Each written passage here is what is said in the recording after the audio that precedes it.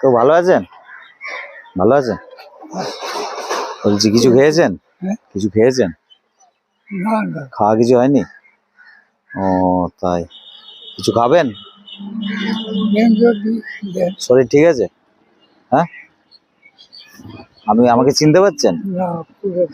এই আমি চারিদিকে স্টেশনে রাস্তায় রাস্তায় ঘুরে সবাইকে খাবার টাবার দিই আর কি।